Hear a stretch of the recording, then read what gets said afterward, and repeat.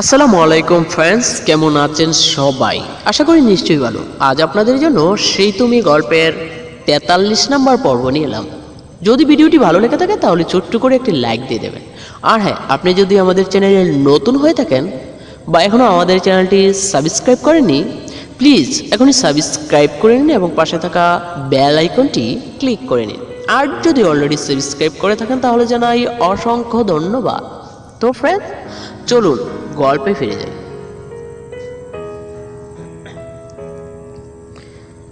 ঈশিতার dressing টেবিলের সামনে টুলে বসে আছে। ইয়াশ ঈশিতার পেছনে দাঁড়িয়ে থেকে আয়না ঈশিতাকে দেখছে। ঈশিতা হলুদ শাড়ি পরেছে। ঈশিতাকে আজ ইয়াশ নিজের হাতেই সাজিয়ে দেবে। শাড়িটাও ইয়াশই পরিয়ে দিয়েছে। অনেক কষ্ট করে দুজন মিলে চেষ্টা করে প্রায় 1 ঘন্টার মতো লাগিয়ে শাড়ি পরা শেষ করেছে। হলুদ শাড়িতে আজ যেন ঈশিতাকে আরো দ্বিগুণ বেশি সুন্দর লাগছে। ইয়াস ড্রেসিং টেবিলের উপর থেকে হলুদের সেটটা হাতে নিল। সম্পূর্ণ আসল ফুলের সেট। ফুলগুলো এখনো তাজা অবস্থায় আছে। ইয়াস সবার প্রথম কানের দুল হাতে নিল। সাদা ছোট ছোট ফুলের মাঝে একটা বড় হলুদের রঙের একটা ফুল দিয়ে কানের দুল বানানো হয়েছে। ইয়াস খুব যত্ন করে ঈশিতার কানে দুল পরিয়ে দেয়। ঈশিতা চুলগুলো খোপা করা হয়েছে। সামনে দিয়ে মাঝামাঝি সিটি করে 2 সাইডে হালকা ফুলের রাখা হয়েছে। এবার ইয়াস টিকলিটা নিয়ে ঈশিতার সিঁদুরের মাঝে পরিয়ে দিয়ে কপালে একটা চুমু খায়। এভাবে এক এক করে সবগুলো গহনা পরিয়ে দিয়ে ঈশিতাকে নিজের দিকে গড়িয়ে নেয়। ঈশিতা চোখ বুজে আছে। ইয়াস ঈশিতাকে মন ভরিয়ে দেখে নিচ্ছে। ঈশিতা চোখ বুজে থেকে উত্তর দিল, ইয়াস বলল, চোখ হলো, আয়নায় নিজেকে একটু দেখো, আমি কেমন করে আমার মায়াবতীটাকে সাজিয়েছি। ঈশিতা কিছু বলল না। কিছুক্ষণ পর ঈশিতা চোখ খুলে পিছন ফিরে আয়নায় নিজেকে দেখে। মুখে হালকা মেকআপ, চোখে গাঢ় কাজল, ঠোঁটে কড়া লাল লিপস্টিক, মাথায় টিকলি, কানে দুল, নাকে টানা নলক কানের পিছনে গুজে দেয়া, গলায় ফুলের ছোট্ট মিলিয়ে 3টা মালা, 2 হাত ভর্তি হলুদ রঙের কাচের চুড়ি, সাথে ফুলের মালা দিয়ে ব্রেসলেট, 2 হাতের আঙুলে বড় বড় ফুল দিয়ে 3টি আংটি পরানো, কোমরে ফুলের বিছা, খোপায় রজনীগন্ধা ফুলের মালা, সাথে হলুদ রঙের বড় একটা ফুল গুজে দেওয়া। সব মিলিয়ে ঈশিতা নিজেই নিজেকে চিনে উঠতে পারছে না। ইয়াস ঈশিতার সামনে এসে দাঁড়িয়ে বলল, সব কিছু পারফেক্ট ভাবে হয়েছে তো? ঈশিতা কিছু না বলে চুপ করে ইয়াসের দিকে তাকিয়েছে।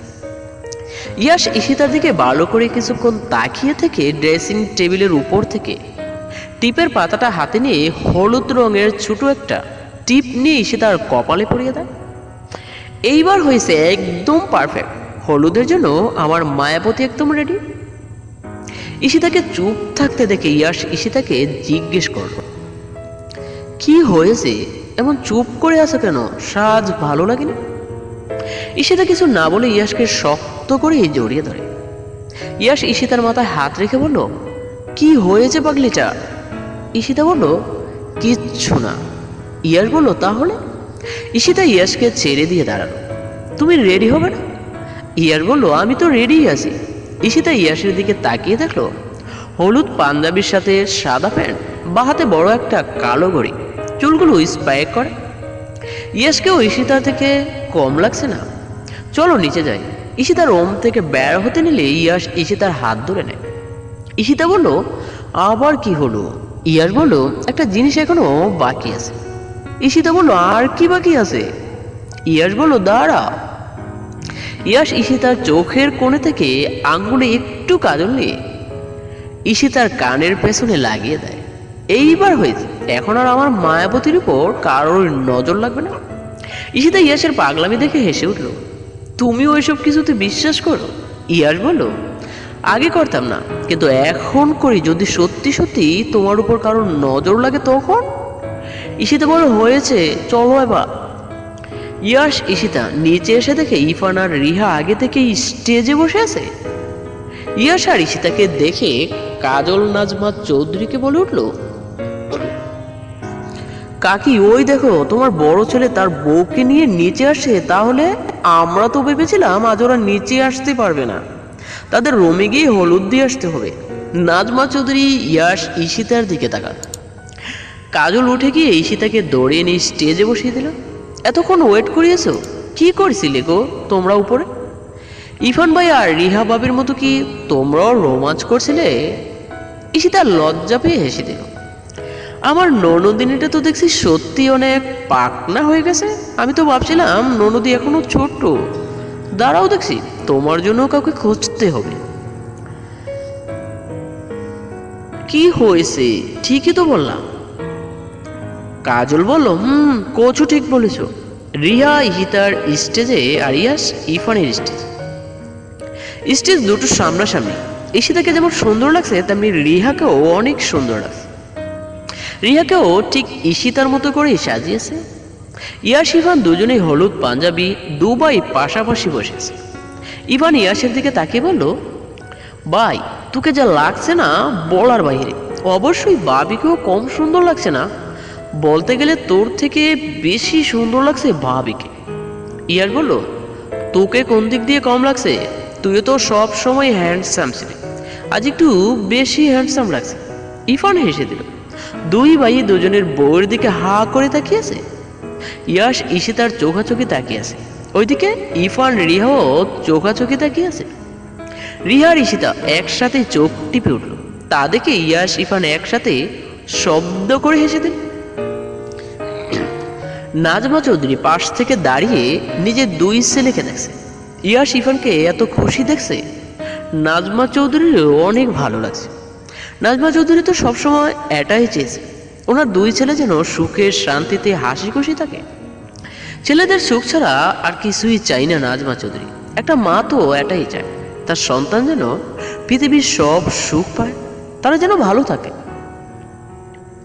সন্ধ্যায় হলুদের অনুষ্ঠান শুরু হয়ে গেল। ইয়াস ঈশিতা ইরফান রিহার গায়ে হলুদ দেওয়া হয়। সবার প্রথম বাবা মাই হলুদ লাগায়। ঈশিতার বাবা মা নেই, মামা মামি এখন তার বাবা মা। মামা মামি ঈশিতার কপালে হলুদ ছুঁয়ে দিল।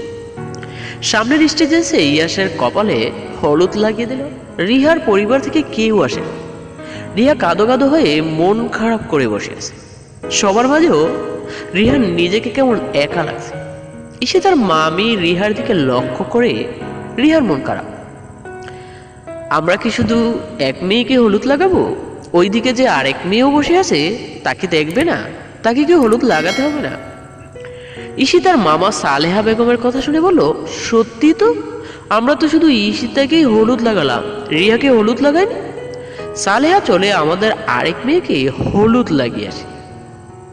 ঈশিতা জানতো তার মামা মামি কখনো তাকে একা হলুদ লাগাবে না। রিহা আবার কেঁদেই উঠল। সালেহা বেগম রিহার কাছে গিয়ে বলল, পাগলি মেয়ে, কাঁদে কেন? আমরা কি তোর বাবা মার মতো না? আমাদের কি তোর বাবা মা ভাবতে পারিস না? রিয়া সালেহা বেগমকে জড়িয়ে ধরে কেঁদে উঠল। একে একে ইয়াস, ইরফান, ঈশিতা, রিহা সবাই হলুদ লাগানো। ইয়াসের কাজিনরা তো সবাইকে হলুদ মাখিয়ে ভূত বানিয়ে ফেলেছে। হলুদের কারণে কাউকে দেখে ঠিক মতো চেনাও যাচ্ছে না। কাজল সবচেয়ে বেশি হলুদ মাখিয়েছে ইরফানকে। ইরফানও কাজলকে পুরো বাড়ি দৌড় করিয়ে হলুদ মাখিয়ে দিয়েছে। সবাইও আনন্দ করছে। হই হুল্লোড়ের মাঝ দিয়ে শেষ হলো হলুদ মাখানোর পর্ব। সবাই ক্লান্ত, হলুদ লাগিয়ে বুথ সেজে যার যার মতো করে এখান সেখানে ছড়িয়ে ছিটিয়ে বসে আছে। সবার মাঝ থেকে কাজল উঠে গিয়ে ডান্স করা যায়। যে স্টেজ করা হয়েছে তার উপরে উঠে দাঁড়িয়ে গেল। একজনকে ইশারা করে মাইক আনতে বলল। সে মাইক নিয়ে কাজলের হাতে দেয়। কাজল হাতে মাইক নিয়ে ডান্স ফ্লোরে দাঁড়িয়ে কিছু বলতে লাগলো। কাজল বলল, শোনেন শোনেন শোনেন, সবাই আমার কথা একটু মনোযোগ দিয়ে শোনেন। আপনারা সবাই জানেন আজ আমার দুই ভাই ইয়াস ইরফানের হলুদ সন্ধ্যা। সবাই অনেক আনন্দ করেছি, হলুদ মাখামাখি করেছি, কিন্তু হলুদ সন্ধ্যা কি হলুদ মাখিয়ে শেষ হয়ে যাবে? নিশ্চয়ই না। এখন তো মাত্র হলুদ সন্ধ্যা শুরু, আলোর মজা তো এখনো বাকি আছে। কাজলের কথা শুনে সবাই চিল্লিয়ে উঠল। কাজল আবারও বলতে শুরু করলো, শুধু হলুদ মাখিয়ে ক্লান্ত হয়ে গেলে কি করে চলবে? এখনো তো ডান্স করা বাকি আছে। ডান্স ছাড়া কি হলুদ সন্ধ্যা সম্পূর্ণ হবে? সবাই একসাথে তালিয়ে দিয়ে না বলে উঠল। কাজল বলল, তাহলে চলো সবাই রেডি, যাও। কাজলের চোখের ইশারায় ওর সব ফ্রেন্ডরা আর কাজিনরা স্টেজে বসে উঠল। কাজল বলল, তাহলে সবার আগে আমরাই শুরু করি কেমন? সবাই চিল্লিয়ে হইচই শুরু করে দিল। হঠাৎই লাইট অফ হয়ে গেল। স্টেজে থাকা সবাই যার যার পজিশনে গিয়ে দাঁড়িয়ে যায়। মিউজিক অন করা হলো। কাজলের বলার সাথে সাথেই মিউজিক বাজতে শুরু করলো আর লাইটও চলে আসলো। গানের তালে তালে সবাই খুব সুন্দর করে ডান্স করছে। এভাবে এক এক করে প্রায় সবাই ডান্স পারফরমেন্স করছে। একটু বয়স্ক মহিলা আর পুরুষরা ডান্স পারফরমেন্স করেছে। তারপর আবার ইয়াশ ইরফান একসাথে ডান্স করেছে আর ঈশিতা রিহা একসাথে ডান্স করেছে। এবার ইয়াশ ঈশিতা একসাথে ডান্স করার পালা। তারপর আবার ইরফান রিহা কাজল এক এক সবাইকে ধরে এক প্রকার জোর করে ডান্স করেছে। ছেলেমেয়েরা তাদের মন মতো এনজয় করছে। এখানে নাজমা চৌধুরী আর থাকলে ওপরে নিজের রুমে চলে গেল। কাজল ইয়াশ ঈশিতাকে টেনে নিয়ে গেল, ডান্স ফ্লোরে দাঁড় করালো, মাইক হাতে নিয়ে বলল, attention attention attention ladies and gentleman, এখন আপনাদের সবার সামনে ডান্স পারফরমেন্স নিয়ে আসছেন আমাদের সবার প্রিয় বিয়ের বর কনের নাম্বার 1 ইয়াশ ভাইয়া আর ঈশিতা ভাবি। সবাই হাততালি দিতে শুরু করলো। কাজল বলল, থামেন থামেন থামেন, আগে তো ওদের ডান্স দেখে নিন, তারপর না হয় হাততালি দেবেন। সো আমাদের সামনে আসতে চলেছে jury number 1 Yash Ishita, start music. Kajal stage থেকে নেমে গেল, সাথে সাথে সব লাইট অফ হয়ে গেল। শুধু ইয়াশ আর ঈশিতার উপরে একটা লাইট ফোকাস করে জ্বলে উঠল। গান চালু হয়ে গেল। ঈশিতা লজ্জা পাচ্ছে, মুখ লাল করে চুপ করে দাঁড়িয়েছে। ইয়াশ ঈশিতার হাত ধরে টান দিয়েই নিজের বুকের উপর ফেলে দেয়। ইয়াশের ডান হাত ঈশিতার কোমরের পেঁচি নিয়ে পেঁচিয়ে ধরল। ঈশিতার বাঁ হাত ইয়াশের কাঁধের উপর আর ডান্স ইয়াশের বাঁ হাতের মুঠোর মধ্যে। গান শুরু হয়ে গেল। ঈশিতা ইয়াশের চোখের দিকে তাকিয়ে আছে। দুজন দুজনের মাঝে নিজেকে হারিয়ে ফেলেছে। ইয়াশ ঈশিতার চোখে ডুবে গেছে। চারিদিকে কি হচ্ছে তার কোনো খেয়ালই নেই দুজনে। ওরা নিজেরাই নিজেদের আলাদা জগৎ হারিয়ে গেছে। এভাবে এক পর্যায়ে গান শেষ হয়ে গেল। সবাই উঠে দাঁড়িয়ে হাততালির সাথে সাথে সিটি বাজাতে লাগলো। গান শেষ হওয়ার সাথে সাথে সব লাইট অন করা হয়েছে। চারিদিকে এত মানুষ এত হই হুল্লোড় করছে, তবুও ইয়াশ ঈশিতা তাদের দিকে খেয়ালই করছে না। তারা দুজন আগের মতো করেই দাঁড়িয়ে আছে। কাজল স্টেজে উঠে গিয়ে ইয়াশ ঈশিতাকে হালকা করে ধাক্কা দিল। এই যে মিস্টার অ্যান্ড মিসেস, গান কখনো অফ হয়েছে কিন্তু এখনো আপনারা ডান্স করছেন। কাজলের ধাক্কা দেওয়াতে ওদের দুজনের খেয়াল হলো। সাথে সাথে ইয়াশ ঈশিতাকে ছেড়ে দেয়। ঈশিতা ইয়াশের থেকে একটু দূরে সরে দাঁড়ায়। না, তোমরা যদি আরো কিছুক্ষণ ডান্স করতে চাও তাহলে আমরা কেউই আপত্তি করব না, বরং আমরা তো এতক্ষণ তোমাদের ডান্স অনেক এনজয় করেছি। ঈশিতা কিছু না বলে মুখ লুকিয়ে স্টেজ থেকে নেমে গেল। কাজল ইয়াশের কাছে গিয়ে বলল, কি ভাইয়া, আরেকবার ভাবির সাথে ডান্স করার সুযোগ করে দিবে নাকি? তুমি যদি বলো তাহলে আমি চেষ্টা করে দেখতে পারি তোমাদের আবার একসাথে ডান্স করার সুযোগ করে দিতে। ইয়াশ বলল, সত্যি খুব পাকনা হয়ে গেছিস তুই, ইরফান তোকে মেরে একটু অন্যায় করেনি। কাজল বলল, ভাইয়া তুমিও শেষে ইরফান ভাইয়ার দলে চলে গেল। ইয়াশ বলল, পাকনা বলি, দাঁড়া চাচাকে বলে তোরও একটা ব্যবস্থা করছি। কাজল বলল, ভাইয়া ভালো লাগে না। ইয়াশ বলল, জানি তো। কাজল বলল, জানো তো ভালো, এবার যাও তোমার বউয়ের কাছে। কাজল আবার মাইক হাতে নিয়ে দাঁড়িয়ে বলল, এতক্ষণ সবাই জুরি নাম্বার 1কে ডান্স করতে দেখলাম, এবার দেব জুরি নাম্বার 2, আমাদের সবার ভালোবাসার ইরফান ভাইয়া আর রিহা ভাবি।